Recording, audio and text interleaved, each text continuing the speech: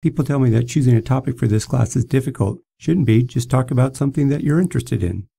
What's actually difficult is narrowing your topic. Once you find something that you're interested in, it comes time to actually focus it down and make it fit within the parameters of what you can actually accomplish in 5 to 7 minutes. The book goes through a 3-step process, kind of like a funnel. It starts out with the general purpose, goes down to the specific purpose, and finally comes down to the take-home message.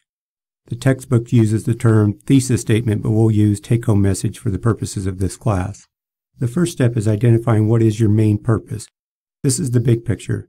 The textbook defines 4 different general purposes. First one is to inform, which is essentially just to educate us about a subject. The second is to invite, which is to explore in depth with the audience. We are not going to be doing one of these speeches. The third is to persuade or to influence, to get us to think, feel, or do something. And the fourth one is to evoke or to create an emotion. As we talked about in class, every speech needs to evoke an emotion. If it does not trigger an emotion, everything you say will go in one ear and out the other. I've made the general purpose easy for you. The first speech is an informative speech, so you're going to educate us about something. The next 3 are all persuasive speeches. The argumentative speech is just a simple persuasive speech where you're going to try to convince us to think, feel, or do something. The third speech is an interactive speech where you're going to try to convince us to think, feel, or do something by engaging the audience in an interaction. And the last speech is the call to action speech where you're going to convince us to take an action right here, right now. So if you got something to get us to do something, save it for this last speech. Nothing is harder than giving a speech on something you really don't care about. For example, the chapter presentations that you have to give. Pick a topic that you want to talk about. At this point, the audience's opinion really doesn't matter. Yes, you do want to make your topic interesting to the audience, but that comes later in the process. If you choose a topic based on what you think the audience wants to hear, it's pretty much guaranteed to fail. So choose a topic that you're interested in. It's much easier to talk about, and we can turn it around and make it interesting to the audience later. And again, we talked about this before. Nothing is worse than sitting at your computer with the cursor blinking at you and a blank page. Brainstorm ideas with your friends, with your classmates. You can come in and talk to me, because once that first idea is out, it's much easier to come up with other ideas. So we started out wide with the general purpose, and now we're at the specific purpose, getting a little bit more narrow. So what do you want to accomplish? And be specific. And then my question for you is always, are you sure about that? This is where people tend to skimp and think that, oh, I know exactly what I want to accomplish. But if you can't articulate it, how do you know that you know what you want to accomplish? People get this wrong all the time and their speeches suffer because of it. So let's go through a few examples. Use the pause button and see if you can identify what you think your specific purpose would be. No cheating, you actually need to think about this. The specific purpose is what you want us to think, feel, or do. When toasting your best friend, you probably want us to feel something, right? What did you come up with? What about if you're selling beer? This one should be pretty easy. You want to sell beer, right? Specifically, Miller Lite. This one's a little trickier. If you were like most people, you probably think of the TV show Card Shark, where somebody gets up, they've got 2 minutes to give a presentation to these rich people who are going to, give them tons of money. But this show has about as much tie to reality as The Bachelor or The Bachelorette. Let's be honest, nobody's going to give you $1 million for your idea based on a 2-minute presentation.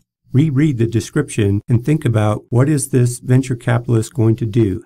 What are they going to base their decision on? Your presentation or the professional business plan that you developed? Venture capitalists are budget geeks. They live and die by numbers. So they're going to go through your business plan and find out, does it make sense? How much money am I going to make? What are my risks? What are my rewards? All of that. So they're not going to give you money based on your presentation. So what is your presentation for? Well, venture capitalists receive hundreds, perhaps thousands of these proposals every year. And so they can't possibly go through all of them.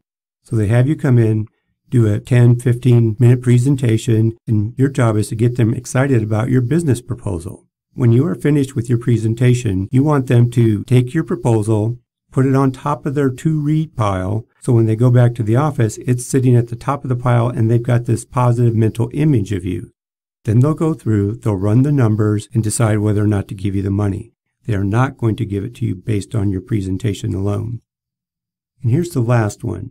This one's a little bit trickier in that you really have two specific purposes. The first one has to do with the new sexual harassment policy. The reason you're giving the presentation is probably to cover your butt.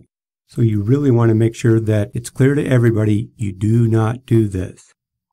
But what's your other specific purpose? Given that the meeting is just before lunch, you are the last speaker before lunch, one of your jobs is to get them out on time. So if the meeting is supposed to end at noon, you damn sure better be finished by noon. I know the temptation is to think that you can spend as much time as necessary to go through the entire policy, but as soon as the clock strikes 12, you know that everybody is going to stop paying attention anyway, so you need to be done on time. It is at this stage in the process that you actually do the audience analysis, and we're going to cover this with Chapter 7. What you want to know from the audience analysis is what are the audience's attitudes towards you and towards your topic. Once you know these, then think about how you can spin it. Sometimes we'll get hung up with, why should the audience care? The first place you should look is, why do you care? Something has drawn you to this topic, start there, and then brainstorm with your friends. Brainstorm with people in class. Come and brainstorm with me. Don't just throw your hands up in the air and say, this is a stupid topic. I need to pick something that the audience cares about. No, pick a topic you care about and then think about how you can spin it for the audience. Once you have these ideas in mind, then you start to outline your main points. This is Transforming Ideas, which is Chapter 9. You'll identify your 2 to 3 best points.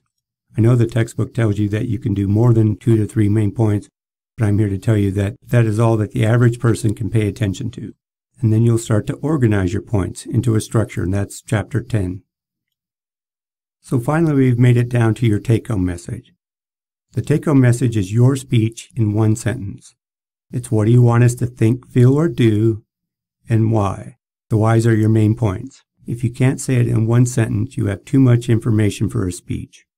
Your take-home message needs to be quick and easy. Think Twitter. We can only remember a 7-digit telephone number long enough to dial. And the Welsh can't even do that because in their language, their numbers have more syllables than English. Each additional word in your take-home message reduces the likelihood that your audience will be able to remember it. Remember, simple works. So let's walk through a final example. Let's go back to the Miller Lite distributor. What is your general purpose? It's to persuade. What is your specific purpose? To sell Miller Lite. So what is your take-home message? What specifically do you want us to do? Buy Miller Lite. And think about why. So you do some audience analysis, and after a great amount of research, you come up with the 3 things that college students look for is that it tastes great, it's less filling, and it's cheap. So that's your entire speech in one sentence.